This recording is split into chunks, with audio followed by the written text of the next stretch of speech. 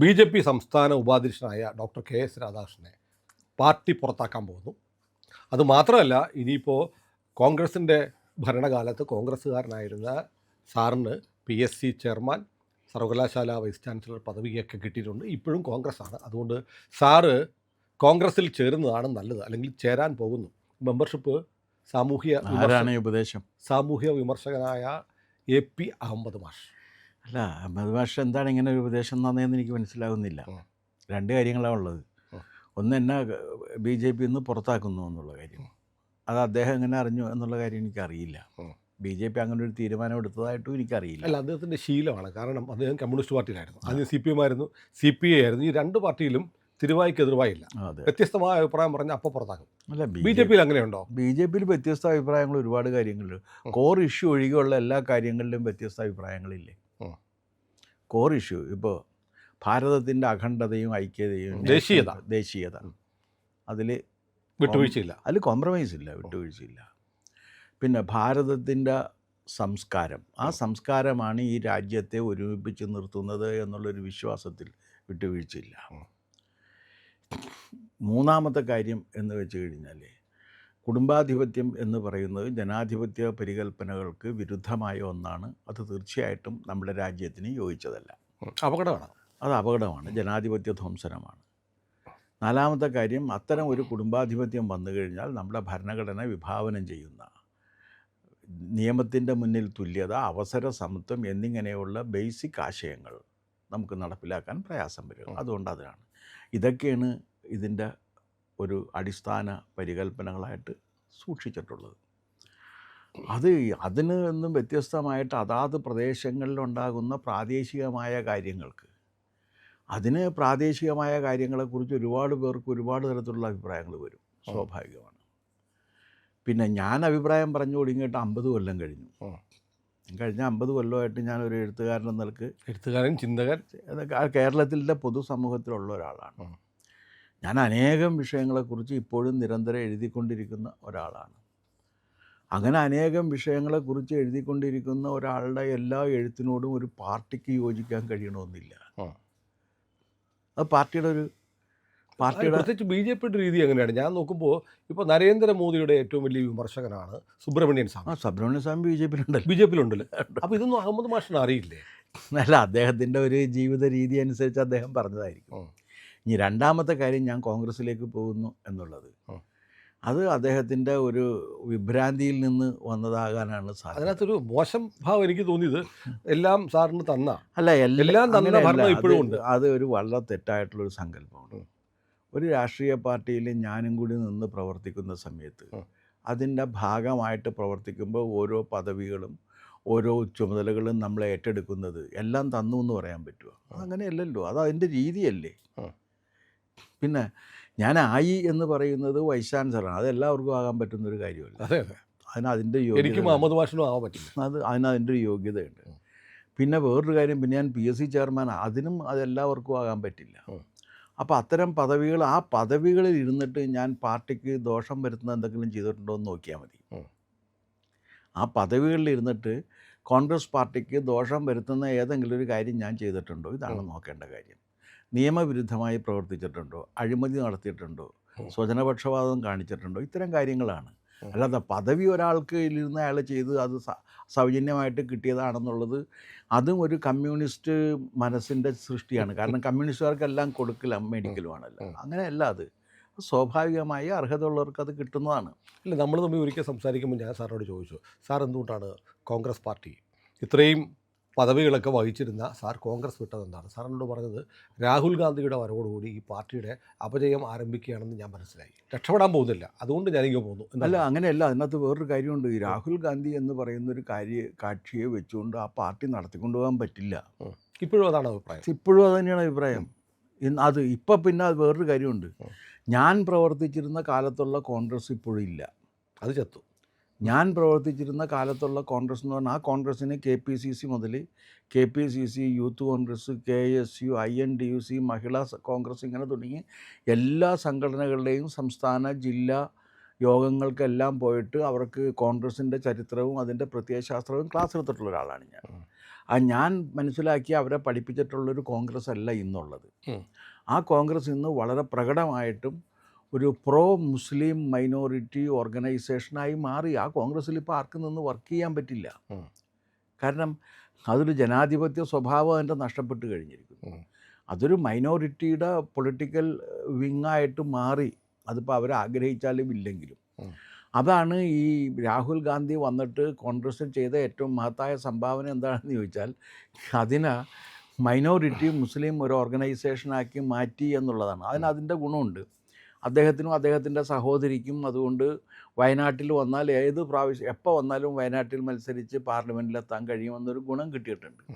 അപ്പോൾ അങ്ങനത്തെ ഒരു പാർട്ടിയാണ് അത്. ആ രീതിയിലുള്ളൊരു പാർട്ടിയായിട്ട് അത് മാറിക്കഴിഞ്ഞു. അപ്പോൾ അതുകൊണ്ട് ഞാൻ പ്രവർത്തിച്ചിരുന്ന, ഞാൻ പ്രചരിപ്പിച്ചിരുന്ന, ഞാൻ ക്ലാസ് എടുത്തിരുന്ന ഒരു കോൺഗ്രസ് ഇന്നിപ്പോഴും ഇല്ല. അപ്പം അതുകൊണ്ട് ഇനി അങ്ങോട്ടൊരു എൻട്രിയുടെ കാര്യമേ ഇല്ല. ഇല്ല. പിന്നെ ഇപ്പോൾ അങ്ങോട്ട് എനിക്ക് താല്പര്യവും ഇല്ല. അപ്പോൾ അത് ക്ലിയറായി. പക്ഷേ സാർ ഏറ്റവും പ്രധാനപ്പെട്ടൊരു വിഷയം, ഇപ്പോൾ ബി ജെ പിയുടെ സംസ്ഥാന അധ്യക്ഷൻ സാറ് ഫേസ്ബുക്കിൽ എഴുതിയതും നമ്മുടെ ചാനലിൽ പറഞ്ഞതുമായ ശബരിമല തന്ത്രി പട്ടത്തിൽ നിന്ന് താഴമൺ കുടുംബത്തെ മാറ്റണം എന്നുള്ള അഭിപ്രായത്തോട് പാർട്ടി വിയോജിച്ചിരിക്കുന്നു. അല്ല, പാർട്ടി അതിനകത്ത് വിയോജിച്ചോ യോജിച്ചോ എന്നുള്ളതിനെക്കുറിച്ചല്ല ഞാൻ കൺസേൺ. എൻ്റെ വാദം വളരെ ലളിതമാണ്. ഇതൊരു കുടുംബാധിപത്യ പരിപാടിയായിട്ട് മാറ്റാം. തന്ത്രിസ്ഥാനം ബി ജെ പിയുടെ ലൈൻ അതാണ്. പിന്നെ വേറൊരു കാര്യമുള്ളത്, ബി ജെ പിയുടെ ലൈൻ അതല്ല. ബി ജെ പി കുടുംബാധിപത്യത്തിനെതിരെ. അതെ ഞാൻ പറഞ്ഞു, ബി ജെ പിയുടെ ലൈൻ എന്നുള്ളതാണ്. കുടുംബാധിപത്യം മന്ത്രിമണ്ഡലത്തിൽ പാടില്ല എന്നെങ്കിൽ തന്ത്രിമണ്ഡലത്തിലും പാടില്ല. ഒരു സ്ഥലത്താകാം, വേറൊരു സ്ഥലത്ത് പാടില്ല എന്ന് പറയാൻ നമുക്ക് പറ്റില്ല. ബി ജെ പി ആണെങ്കിൽ ബി ജെ പി മാത്രമാണ് ഇന്ത്യയിൽ കുടുംബാധിപത്യ സംവിധാനത്തിനെ എതിർത്തുകൊണ്ട് നിൽക്കുന്ന ഏക പാർട്ടി. പിന്നെ RSS ആണെങ്കിൽ RSS ഒരിക്കലും കുടുംബാധിപത്യത്തെ അംഗീകരിച്ചിട്ടില്ല. അതിലെ പ്രചാരകന്മാർക്കൊന്നും കുട്ടികളില്ലാത്ത കാരണം അവരുടെ മക്കളെയും മരുമക്കളെയും ബന്ധുക്കളെയും ഒരു സർസംഘചാലകൻ്റെയും ബന്ധുക്കൾ വരില്ല. അപ്പോൾ അതുകൊണ്ട് ഈ കുടുംബാധിപത്യ പ്രവണതയ്ക്ക് ബി ജെ പിയും എതിരാണ്, RSSും എതിരാണ്, ഞാനും അതിനെതിരാണ്. അപ്പോൾ ശബരിമല തന്ത്രി സ്ഥാനത്തേക്കും അത് മാറ്റണം. അതാണ് എൻ്റെ അഭിപ്രായം. അല്ല, തന്ത്രി വേണ്ടെന്നാണോ? അല്ല, തന്ത്രി വേണം. പക്ഷേ തന്ത്രി ഇങ്ങനെ ഒരാൾക്ക് കുടുംബത്തിലേക്ക് മാത്രമായി കൊടുത്തു കഴിഞ്ഞാൽ അത് തീർച്ചയായിട്ടും ഡീഗ്രേഡ് ചെയ്യപ്പെട്ടു പോകും. ഒരു കുടുംബത്തിൽ 1-2 പേർക്ക് ബുദ്ധിയുള്ളവരുണ്ടായിരുന്നിരിക്കാം. അതുകൊണ്ട് ഒരു കുടുംബത്തിൽ ജനിക്കുന്ന എല്ലാവർക്കും ബുദ്ധിയുണ്ടെന്ന് കരുതുന്നത് പോലൊരു മണ്ടത്തരമുണ്ട് അതിനകത്ത്. ഇപ്പോൾ ഒരുപക്ഷെ ഈ താഴമൺ കുടുംബത്തിൽ ഏതെങ്കിലും ഒരാൾക്ക് ചിലപ്പോൾ ഈ തന്ത്രമൊക്കെ അറിയാവുന്ന ഒരാളുണ്ടായിട്ടുണ്ടാകാം, അല്ലെങ്കിൽ 2 പേരുണ്ടായിട്ടുണ്ടാകാം. പക്ഷെ അതിനുശേഷം വന്നവർക്ക് ഇത്തരം കാര്യങ്ങൾ ഗ്രഹിച്ച് ചെയ്യാനുള്ള ഒരു ഉൾക്കരുത്തില്ല എന്ന് നമുക്ക്. അല്ല, മുമ്പൊരിക്കൽ തെളിയിക്കപ്പെട്ടതാണ്, ഭാഗ്യസൂക്തം ചൊല്ലാൻ അറിയാവുന്ന ആൾ പോലും ഇല്ല എന്ന്. അല്ല, ഇവർ ഇപ്പോൾ സമയമറ്റോ കണ്ടെത്തിയാണ്. അല്ല, ഇപ്പോൾ ഇതിലിപ്പോൾ ഇദ്ദേഹത്തിൻ്റെ മകനെ ആക്കണമെന്ന് പറയുമ്പോൾ നിങ്ങളൊരു കാര്യം മനസ്സിലാക്കണം. 7 കൊല്ലം ഗുരുകുല ക്ലിഷ്ടമായി പഠിച്ചാൽ മാത്രമേ ഒരാൾക്ക് തന്ത്രിയാകാൻ കഴിയുള്ളൂ. 25 വയസ്സ് വരെ ഉള്ള ഒരു ചെറുപ്പക്കാരൻ, അല്ലെങ്കിൽ 28 വയസ്സുള്ള ഒരു ചെറുപ്പക്കാരൻ, അദ്ദേഹത്തിൻ്റെ ജീവിതകാലത്തിലെ 3 വയസ്സ് തുടങ്ങി ഏതാണ്ട് 24 വയസ്സ് വരെ വിദ്യാഭ്യാസ കാലമായിരുന്നു. അപ്പോൾ 24 വയസ്സ് വരെ അദ്ദേഹത്തിൻ്റെ സെക്കുലർ എഡ്യൂക്കേഷനിലാണ് പോകുന്നത്. പല സ്ഥലങ്ങളിലായിട്ട് പോയി പഠിക്കണം. അപ്പോഴൊന്നും അദ്ദേഹം ഈ തന്ത്രം പഠിക്കാൻ വേണ്ടി വന്നിട്ടില്ല. ഇനി അച്ഛൻ്റെ കൂടെ പോയിട്ടുണ്ടെങ്കിൽ തന്നെ ഒരു ദിവസം കൊണ്ട് അത് പഠിക്കാൻ പറ്റില്ല. ഇതിന് ഒരുപാട് കാര്യങ്ങൾ സാങ്കേതികമായിട്ട് പഠിക്കേണ്ടതുണ്ട്. അതിൽ സംസ്കൃതം അറിഞ്ഞിരിക്കണം, ജ്യോതിഷം അറിഞ്ഞിരിക്കണം, പിന്നെ അത് കൂടാതെ ആഗമശാസ്ത്രങ്ങളെക്കുറിച്ച് നല്ല ബോധം ഉണ്ടായിരിക്കണം, പിന്നെ ഈ കർമ്മമീമാംസ സംബന്ധിച്ചും അങ്ങനെ ഒരുപാട് കാര്യങ്ങൾ അറിയണം. അതാണ് ഇവിടെ പഠിപ്പിച്ചുകൊണ്ടിരിക്കുന്നത്. അപ്പോൾ അത് ഈ പൂവിടുന്നതിന് പോലും അതിൻ്റെ ഒരു ഋതമുണ്ട്. ആ ഋതം അറിയണം. അല്ലാതെ പള്ളിക്കൂടം പിള്ളേർ ഈ ട്രാൻസ്പോർട്ട് ബസ്സിന് കല്ലെറിയുന്ന രീതിയിൽ പൂ വലിച്ചെറിയുന്ന രീതിയിലുള്ള അത് പറ്റില്ല. ദീപക്കാഴ്ച നടത്തുമ്പോഴൊക്കെ അതിനൊരു ഋതമുണ്ട്. ആ ഋതമൊക്കെ എന്ന് പറഞ്ഞു കഴിഞ്ഞാൽ ഈ 7 വർഷക്കാലത്തെ നിരന്തരമായ പരിശീലനത്തിൽ നിന്നുണ്ടാകുന്നതാണ്. അപ്പോൾ അങ്ങനെ ഒന്നും പരിശീലനം കിട്ടിയിട്ടില്ലാത്ത ഒരു ചെറുപ്പക്കാരനെ കിട്ടിയിട്ടില്ല എന്ന് ഉറപ്പിച്ച് പറയാൻ പറ്റുമോ? എങ്ങനെ പറ്റും? അയാൾ ഇത്രയും കാലം പഠിച്ചുകൊണ്ടിരിക്കുകയായിരുന്നില്ലേ? പിന്നെ എങ്ങനെയാണ് അയാൾ പഠിച്ചത്? വിദേശത്തായിരുന്നു. അല്ല, വിദേശത്തെ എവിടെയെങ്കിലും ആയിക്കോട്ടെ, അയാൾ ഒരു ജോലിക്ക് പോയൊക്കെ ഇരുന്നില്ലേ? അതിപ്പോഴത്തെ ഈ രാജീവര് സർക്കാർ ഉദ്യോഗസ്ഥരായിരുന്നില്ലേ? അപ്പോൾ പിന്നെ എങ്ങനെയാണ് അദ്ദേഹമൊക്കെ അദ്ദേഹം വിദ്യാഭ്യാസം നേടി ഡിഗ്രി കഴിഞ്ഞപ്പോഴേക്കും നേരെ ജോലി കിട്ടിപ്പോയി. പിന്നെ അത് കഴിഞ്ഞ് റിട്ടയർ ചെയ്തിട്ടാണ് വരുന്നത്, അതിനിടക്കാണ് വരുന്നത്. അപ്പോൾ ഇവരുടെയൊക്കെ ഈ താന്ത്രിക വിദ്യാഭ്യാസത്തിന് വലിയ പരിമിതികളുണ്ടല്ലോ. അത് നമുക്ക് ആ പരിമിതി മറികടക്കാനല്ലേ ഒരു തന്ത്രവിദ്യാപീഠം കേരളത്തിലുള്ളത്? അതായത് അതിനേക്കാളെല്ലാം ഒരു കാര്യമുണ്ട്. കേരളത്തിൻ്റെ നവോത്ഥാനത്തിന് RSS നൽകിയ ഏറ്റവും മഹത്തായ സംഭാവനയാണ് തന്ത്രവിദ്യാപീഠം. കാരണം എന്താണെന്ന് വെച്ചാൽ ചട്ടമ്പി സ്വാമികളുടെ വേദാധികാര നിരൂപണം പ്രസിദ്ധീകരണത്തിന് ശേഷം ശ്രീനാരായണ ഗുരുദേവൻ്റെ അരുവിപ്പുറം ശിവപ്രതിഷ്ഠയ്ക്ക് ശേഷം കേരളത്തിൽ ഉണ്ടായ ഏറ്റവും സുപ്രധാനമായ ഒരു നവോത്ഥാന കർമ്മമാണ് ഈ തന്ത്രവിദ്യാപീഠം. എന്താ കാര്യം എന്ന് ചോദിച്ചു കഴിഞ്ഞാൽ, ഈശ്വരനെ ആരാധിക്കാൻ ഒരു പ്രൊഫഷനായിട്ട് എടുക്കുകയാണെങ്കിൽ അതിന് കോമ്പിറ്റൻസി ആർക്ക് എന്ന ചോദ്യത്തിന് ജന്മബ്രാഹ്മണൻ എന്നായിരുന്നു ഉത്തരം. അതല്ല, അതിന് അർഹതയും യോഗ്യതയും മനഃശുദ്ധിയും ഒക്കെ ഉള്ള ആരും അർഹരാണ്, അവരെ പരിശീലനം നടത്തി ഇങ്ങനെ ആക്കിയെടുക്കാം എന്ന് പറഞ്ഞുകൊണ്ട് നാനാജാതിക്കാരായ ശാന്തിക്കാരെയും തന്ത്രികളെയും സൃഷ്ടിച്ച ഒരു മഹാസ്ഥാപനമാണത്. അത് ചെറിയ കാര്യമാണോ? കർമ്മബ്രാഹ്മണന്മാരെ ഉണ്ട്. അല്ല, കർമ്മം ചെയ്യാൻ കെൽപ്പുള്ളവർ ഏത് ജാതിയിൽ നിന്ന് വന്നാലും അവർ യോഗ്യരാണെന്ന് പറയുന്നു. അത് മാത്രമല്ല, ഞാൻ കേട്ടിട്ടുണ്ട് അവിടെ എത്തുന്ന ഏത് ജാതിയിൽപ്പെട്ടവരെയും ഉപനയനം നടത്തി. അല്ല, അതിൻ്റെ രീതിയുണ്ട്.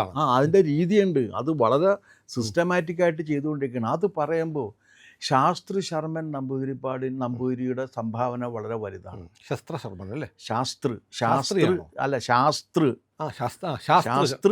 ശർമ്മൻ നമ്പൂതിരിപ്പാടിൻ്റെ കോൺട്രിബ്യൂഷൻ വളരെ വലുതാണ്. പറവൂർ ശ്രീധരൻ തന്ത്രികളൊക്കെ അതിനകത്ത് വലിയ സംഭാവന നൽകിയിട്ടുണ്ട്. അതിൻ്റെ ഫലം എന്താണെന്ന് വെച്ചാൽ, ഈ ശാസ്ത്രി ശർമ്മൻ നമ്പൂതിരിപ്പാടിൻ്റെ 60ാം വാർഷികം ആഘോഷിച്ചത് ഈ ഇവിടെയുള്ള നമ്മുടെ ഇവിടെ ഇല്ലേ പൊന്നുരുന്നിയിലുള്ളൊരു ക്ഷേത്രമുണ്ട്, ആ റോഡിൻ്റെ സൈഡിലുള്ള വലിയൊരു മുരുകക്ഷേത്രം, SNDP യോഗത്തിന് അവിടെ വെച്ചായിരുന്നു. അന്ന് ഞാൻ കണ്ട്. കാരണം ഇദ്ദേഹത്തിൻ്റെ ശിഷ്യഗണങ്ങൾ വന്നത് എല്ലാം വിവിധ ജാതികളിൽപ്പെട്ട ശിഷ്യഗണങ്ങൾ, പല ക്ഷേത്രങ്ങളിലെയും വലിയ സ്ഥാനം വഹിക്കുന്ന തന്ത്രിമാരും പൂജാരിമാരുമായിട്ടിരിക്കുന്നവർ വന്നിട്ട് ഇദ്ദേഹത്തിന് ഇങ്ങനെ ഈ സമ്മാനങ്ങൾ കൊടുക്കുന്നത്.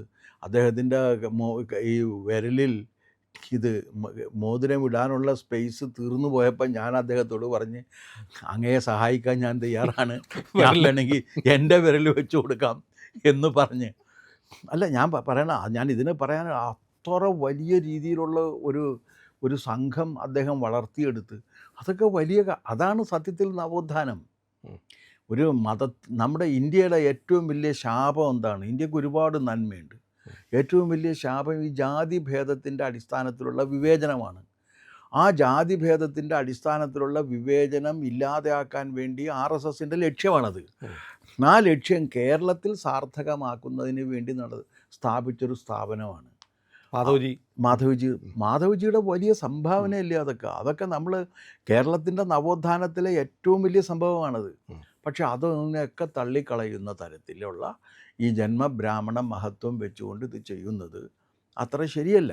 അല്ല, അപ്പോൾ സാർ ഇപ്പോൾ പറഞ്ഞു വരുന്നത്, ഇപ്പോൾ ഞാനിപ്പോൾ ഇത് കണക്ട് ചെയ്ത് തന്ത്രവിദ്യാപീഠം മാധവജിയൊക്കെ വെച്ച് സംസാരിച്ച് വരുന്നത് എനിക്ക് തോന്നുന്നത്, ഇപ്പോൾ സാറ് പറഞ്ഞത് മാധവജി പറഞ്ഞ കാര്യം തന്നെയാണെന്ന് തോന്നുന്നു. അതെ അല്ലേ? മാധവജി അത് പറഞ്ഞിട്ടുണ്ട്. മാധവജി പറഞ്ഞിട്ടുണ്ട്, ജന്മം കൊണ്ടല്ല, കർമ്മം കൊണ്ട് വേണം. അപ്പോൾ അത് വേണമെങ്കിൽ സാറ് പറഞ്ഞത് ഇപ്പോൾ പറഞ്ഞിരിക്കുന്നത്. അല്ല, ഞാൻ ഇതിനകത്ത് ആർക്കും എതിരായിട്ടല്ല. കാരണം അതിന് കോമ്പീറ്റൻ്റ് ആയിരിക്കണം. ഇതൊരു പ്രൊഫഷൻ കൂടിയാണ്. സ്പിരിച്വൽ പൊസിഷൻ എന്ന് പറഞ്ഞാൽ ഒരു പ്രൊഫഷൻ കൂടിയാണ്. അതിൻ്റെ ഒരുപാട് കാര്യങ്ങൾ നിങ്ങൾ അറിയണം. ഏത് പ്രൊഫഷനെ പോലെ തന്നെ ഇതിലും ഒരുപാട് കാര്യങ്ങൾ നിങ്ങൾ അറിയാനുണ്ട്. പരിശീലനത്തിൻ്റെ ആവശ്യമുണ്ട്. ഇപ്പം നിങ്ങളൊരു ഡോക്ടറാകുന്നത് പോലെ തന്നെയാണ് ഒരു തന്ത്രിയാവുന്നതും. നിങ്ങൾ ഒരുപാട് കാര്യങ്ങൾ അറിയാം. അതിനുവേണ്ടി ഒരു സാധനയുണ്ട്. ആ സാധനമൊക്കെ നിങ്ങൾ പ്രയോഗിച്ചാൽ മാത്രമേ നിങ്ങൾക്ക് ആകാൻ കഴിയൂ. അതാണ് ഞാൻ പറഞ്ഞിട്ടുള്ളത്. അതിൽ ഞാൻ ഇപ്പോഴും ഉറച്ചു നിൽക്കുകയാണ്. ഇത് ചിലരൊക്കെ പറയുന്നത് ഹിന്ദുമത വിശ്വാസികളുടെ വിശ്വാസത്തെ വ്രണപ്പെടുത്തി. എന്തിനാണ് വ്രണപ്പെടുത്തുന്നത്? ഇത് തന്ത്രവിദ്യാപീഠം വന്നപ്പോൾ ഇതേ ആർഗ്യുമെൻ്റ് കൊണ്ടുവന്നിരുന്നു. അങ്ങനെ പിന്നെ അതിശക്തമായിട്ട് ഒരുപാട് നമ്പൂതിരിമാർ അതിനെ എതിർത്തിരുന്നു. അന്ന് സധൈര്യം മുന്നോട്ട് വന്നാണ് ശാസ്ത്രി ശർമ്മൻ. അതുകൊണ്ടാണ് ഞാൻ അദ്ദേഹത്തിൻ്റെ പേര് പ്രത്യേകം എടുത്തു പറയാനുള്ളൊരു കാരണം. ഒരുപാട് പേര് അന്ന് തന്നെ എതിർത്ത്, ഇത് ശരിയല്ല എന്ന്. അല്ല, അതിനുശേഷം പറവൂർ ശ്രീധരൻ തന്ത്രികളുടെ മകൻ എൻ്റെ സുഹൃത്തും കൂടിയാണ് രാകേഷ് തന്ത്രി. അപ്പോൾ അങ്ങനെയല്ല, പറവൂർ ശ്രീധരൻ തന്ത്രി എന്ന് പറഞ്ഞു കഴിഞ്ഞാൽ ഈ തന്ത്രിമാരുടെ കൂട്ടത്തിൽ തന്നെ ഏറ്റവും വലിയ പണ്ഡിതനായിരുന്നില്ലേ. അപ്പോൾ അതുകൊണ്ട് ഈ പാണ്ഡിത്യത്തിന് നിങ്ങൾ ജാതി കൽപ്പിച്ചു കൊടുക്കുന്നത് തെറ്റാണ്. ഉം. ജാതിയുടെ അടിസ്ഥാനത്തിലല്ലോ പാണ്ഡിത്യം വരുന്നത്. പക്ഷെ ഇവിടെ വേറൊരു കാര്യം കൂടിയുണ്ട് സാർ. ഈ ശബരിമലയുമായി പറയുമ്പോൾ സാറ് പറയാത്തൊരു ടോപ്പിക്കാണ് ഈ എല്ലാ ബ്രാഹ്മണ സമുദായത്തിൽപ്പെട്ട അല്ലെങ്കിൽ തന്ത്രം പഠിച്ച ആർക്കും മേൽശാന്തിമാരാകാമെന്ന് ഹൈക്കോടതി വിധിയുണ്ട്. പക്ഷെ പക്ഷേ ഈ ശബരിമലയിൽ ഇപ്പോഴും മലയാള അങ്ങനെയല്ല. മാത്രമായിട്ടല്ലേ ഇപ്പോൾ ഇവർ പറയും തന്ത്രിയമാർ. ആദ്യം അതിനേക്കാൾ വലിയൊരു വിഡ്ഢിത്തമുണ്ട്. പരശുരാമൻ കൊണ്ടുവന്ന് കൊടുത്തതാണെന്ന്. അപ്പോൾ എനിക്കൊരു ചോദ്യമുള്ളത്, പരശുരാമനെയും മഴുവെറിയാൻ വേണ്ടി നിന്നല്ലോ. നിന്ന സമയത്ത് ഈ രണ്ട് തന്ത്രിമാരെയൊക്കെ ഈ തരണനെല്ലൂരിനെയും താഴമണിനെയും അടുത്ത് വിളിച്ച് നിർത്തിയിരുന്ന ഇല്ലല്ലോ. കാരണം ഇവരിടക്ക് വന്ന് കയറിയതാണല്ലോ. അതുപോലെ തന്നെയാണ് ഗുരുവായൂരും അങ്ങനെയൊക്കെ ഉണ്ടായിട്ടുണ്ടെന്നാണ് പറയണത്. ഗുരുവായൂരുണ്ടായിരുന്ന ഒരു തന്ത്രി എന്തോ കൊച്ചി രാജ്യത്തേക്ക് വന്നു, എന്തോ ഒരു ആവശ്യത്തിന് വേണ്ടി വന്നു. അപ്പോൾ സാമൂതിരി അവിടെ വന്നപ്പോഴേക്കും ഈ തന്ത്രി ഉണ്ടായിരുന്നില്ല. സാമൂതിരി അദ്ദേഹത്തെ മാറ്റി വേറൊരു തന്ത്രിയാക്കി. ഇതൊക്കെ നടക്കാറുണ്ട്. ഇത് തിരുവിതാംകൂർ രാജാക്കന്മാർ മാറ്റിയതാണ് ഇവരാ. തിരുവിതാംകൂർ രാജാക്കന്മാരും കേരളത്തിലുള്ള നമ്പൂതിരിമാരും തമ്മിലുള്ള അഭിപ്രായ വ്യത്യാസം വന്നപ്പോഴാണ് പോറ്റിമാർ കർണാടകയിൽ നിന്ന് ഇവിടെ പൂജക്ക് വരുന്നത്. അത് നന്നായി. പോറ്റിമാരെ കൊണ്ടുവന്നതാണ്, ഇവരെയും കൊണ്ടുവന്നതാണ്. താഴമൺകാരെയും തരണനെല്ലൂരുകാരെയും. അല്ലാതെ അവർ ഇവിടെ നിന്ന് വന്നവരല്ലല്ലോ. അവരോട് സാർ ഈ പറഞ്ഞ ഇപ്പം വിവാദമായിക്കൊണ്ടിരിക്കുന്ന, കേരളത്തിൽ ചർച്ചയായിക്കൊണ്ടിരിക്കുന്ന ഈ പരാമർശം താഴമൺ കുടുംബത്തോടുള്ള എതിർപ്പല്ല, അല്ലല്ല, സംവിധാനത്തോടുള്ള എതിർപ്പാണ്. അല്ല, അങ്ങനെയല്ല. ഇതിനകത്തെന്ന് പറഞ്ഞു കഴിഞ്ഞാൽ ഈ തന്ത്രിയായിട്ട് വരുന്ന ആർക്കും അയാൾ പ്രൊഫഷണലി കോമ്പീറ്റൻ്റ് ആയിരിക്കണം. ആ പ്രൊഫഷണൽ കോമ്പീറ്റൻസ് നിങ്ങൾക്കൊരിക്കലും കുടുംബത്തിൻ്റെ തായ് വഴി നോക്കി വന്നാൽ ഉണ്ടാകണമെന്നില്ല. ഒരാൾ 2 പേരൊക്കെ അതിനകത്ത് വന്നേക്കാം. പക്ഷേ ഒരാളുടെ മക്കളെല്ലാം കോമ്പീറ്റൻ്റ് ആയിരിക്കുക, അങ്ങനെ ഇല്ലല്ലോ. ഇതുവരെ ഇല്ല. കുമാരനാശാൻ്റെ മക്കളൊക്കെ കുമാരനാശാനായിരുന്നു, അല്ലല്ലോ. ഇതിനിടയ്ക്ക് വേറൊരു വിവാദം സംഭവിച്ചിട്ടുണ്ട്. അതായത് ഇന്നലെ Devaswom board president K Jayakumar അദ്ദേഹം ഇന്നലെ ബ്രഹ്മദത്തൻ നമ്പൂതിരിയെക്കുറിച്ച് പറഞ്ഞപ്പോൾ അവൻ എന്ന് പറഞ്ഞു. അത് ചെയ്യാൻ പാടില്ല.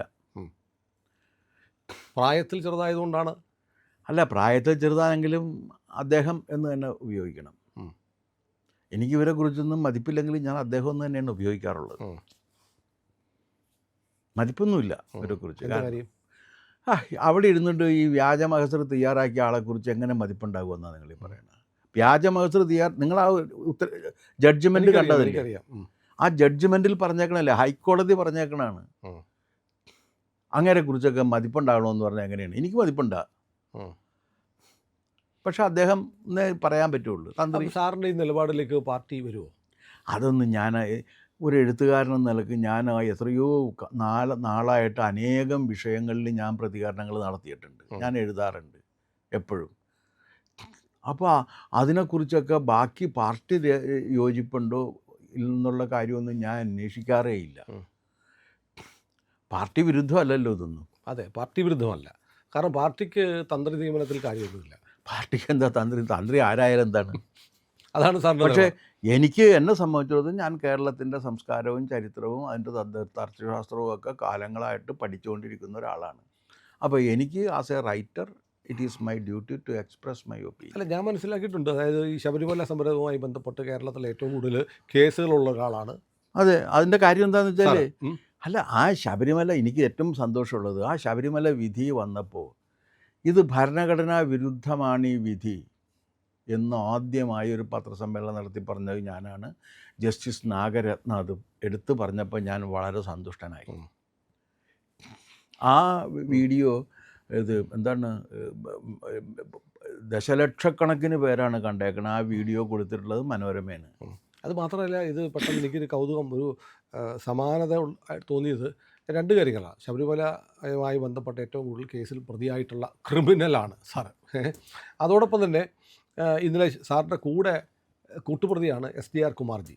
അദ്ദേഹം സാറിൻ്റെ നിലപാടോട് വിയോജിച്ചിട്ടുണ്ട്. അല്ലെന്ന് അത് ഈ കാര്യത്തിൽ വ്യത്യസ്ത അഭിപ്രായങ്ങൾ ഉണ്ടാകില്ലേ? സ്വാഭാവികമല്ലേ? എനിക്ക് ഇതിനകത്ത് എൻ്റെ നിലപാട് ഇതാണ്. എൻ്റെ നിലപാടിനോട് ലോകത്തുള്ള എല്ലാവരും യോജിക്കണമെന്ന് ഞാൻ എന്തിനാണ് വാശി പിടിക്കുന്നത്? അല്ല, ശബരിമലയിൽ യുവതികളെ കയറ്റേണ്ടതാണ് എന്ന അഭിപ്രായമുള്ള ആളുകളും BJPയിലും സംഘത്തിലും ഇപ്പോഴും ഉണ്ട്. അല്ല, അത് അങ്ങനെയുള്ളവരുണ്ടാകുമെന്ന് പറഞ്ഞിട്ടുണ്ട് പലരും. ഇപ്പം ഹരിയേട്ടൻ ഹരി ഉം. അദ്ദേഹത്തിൻ്റെ അഭിപ്രായം എന്തായിരുന്നു? അദ്ദേഹത്തിൻ്റെ അഭിപ്രായം അഹിന്ദുക്കൾക്ക് പ്രവേശനമില്ല എന്ന് പറയുന്ന ഒരു രീതി ശരിയല്ല. ഉം. ക്ഷേത്ര ആചാര അനുഷ്ഠാനങ്ങളിൽ വിശ്വസിക്കുന്ന ആർക്കും ക്ഷേത്രത്തിൽ കയറാനുള്ള അവസരം കൊടുക്കണമെന്നായിരുന്നു അദ്ദേഹത്തിൻ്റെ അഭിപ്രായം. ആ അഭിപ്രായം അദ്ദേഹത്തിൻ്റെതാണ്. പക്ഷെ വിശ്വ ഹിന്ദു പരിഷത്ത് നടപ്പാക്കുന്നുണ്ട്. VHP യുടെ ക്ഷേത്രങ്ങളിൽ ആർക്കും കയറാം. അല്ല, അത് ഉണ്ട്. പക്ഷെ അങ്ങനെ അല്ലാത്ത ധാരാളം പേരില്ലേ? ഉണ്ട്. സംഘത്തിലുണ്ട് അങ്ങനെ അല്ലാത്തവരുണ്ട്. അത് വ്യത്യസ്ത അഭിപ്രായങ്ങൾ വരുമെന്ന് പറഞ്ഞു വന്നതിന്റെ പേരിൽ സംഗമോ അല്ലെങ്കിൽ അങ്ങനെ BJP ആരെയും അല്ല പുറത്താക്കിയിട്ടില്ല. ഇതിന്റെ പേരിൽ ഹരിയേട്ടനും ഈ സ്ത്രീകളെ കയറ്റണമെന്നും പണ്ട് ലേഖനം എഴുതിയിട്ടുണ്ട്. ഉണ്ട്. TG മോഹൻദാസ് ചേട്ടൻ. TG മോഹൻദാസ് എഴുതിയിട്ടുണ്ട്. അതുകൊണ്ട് അവരെയൊക്കെ ഉടനെ തന്നെ പടിയടച്ച് പിണ്ടം വെക്കാനാ. അങ്ങനെ ഒരു രീതി ഇല്ല. അവർക്ക് അവരുടെ അഭിപ്രായം പറഞ്ഞു, അത്രയല്ലേ ഉള്ളു. കമ്മ്യൂണിസ്റ്റുകാരാണെങ്കിൽ നിങ്ങൾ ഈ പറഞ്ഞത് ശരിയാണ്. അഹമ്മദ് ഭാഷ പറ്റിയ അബദ്ധം. അഹമ്മദ് ഭാഷ ആയ കാലത്ത് കമ്മ്യൂണിസ്റ്റായി പോയതിൻ്റെ ഒരബദ്ധം. അതുകൊണ്ടാണ് കേഡർ പാർട്ടി അല്ല, അദ്ദേഹം വളരെ നല്ലൊരു മനുഷ്യനാണ്. കാര്യങ്ങൾ പറയുന്ന ഒരാളാണ്, അഭിപ്രായങ്ങൾ തുറന്നു പറയുന്ന ഒരാളാണ്, നന്നായിട്ട് പ്രസംഗിക്കുന്ന ആളാണ്. പക്ഷേ ഈ കമ്മ്യൂണിസ്റ്റ് ആയതിൻ്റെ പേരിൽ പോയ അബദ്ധമാണ്. അത് നമുക്ക് ക്ഷമിച്ചു കളയാം. പ്രിയമുള്ളവരെ, നമ്മുടെ ചാനൽ ഒരുപാട് പേർ കാണുന്നുണ്ട്. കാണുന്നവരോടെല്ലാം നമുക്ക് വലിയ സ്നേഹവുമുണ്ട്. അവരൊക്കെ നമ്മുടെ ചാനലിനെ കുറിച്ച് ഒരുപാട് പേരോട് പറയുന്നുമുണ്ട്. പക്ഷേ ഒരു കാര്യം, നമ്മൾ കാണുന്നവരുടെ എണ്ണം അനുസരിച്ച് ചാനലിൻ്റെ സബ്സ്ക്രിപ്ഷൻ കൂടുന്നില്ല. എന്താ കാര്യം എന്നറിയാമോ? നമ്മൾ കണ്ടിട്ട് അങ്ങ് പെട്ടെന്ന് തിരിച്ചു പോവുക. പക്ഷേ കണ്ടതിന് ശേഷം ഒരു നിമിഷം നിൽക്കുക.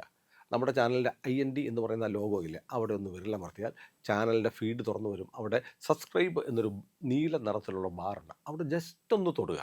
തൊട്ടടുത്തൊരു മണിയുടെ ചിത്രമുണ്ട്, ബെല്ലൈക്കൺ. അവിടെ ഒന്ന് തൊട്ടാൽ നിങ്ങൾക്ക് നമ്മുടെ എല്ലാ വീഡിയോകളും കാണാനുള്ള നോട്ടിഫിക്കേഷൻ കിട്ടും. മാത്രമല്ല ചാനലിൻ്റെ ഒരു സബ്സ്ക്രൈബറായി മാറുകയും ചെയ്യും. അത് ഞങ്ങൾക്ക് വലിയ സഹായമായിരിക്കും. ഉറപ്പായിട്ടും അത് ചെയ്തിട്ടില്ല എങ്കിൽ ഇപ്പോൾ തന്നെ ഒന്ന് ചെയ്യണേ.